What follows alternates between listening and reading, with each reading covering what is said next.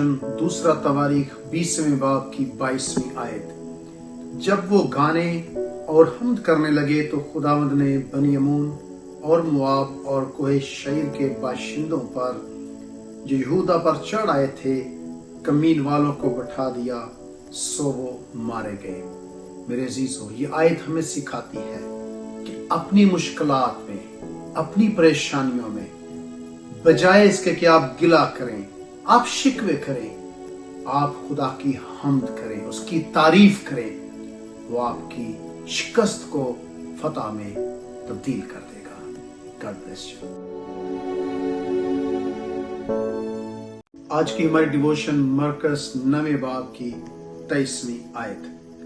यीशु ने उससे कहा, क्या अगर तू कर सकता है?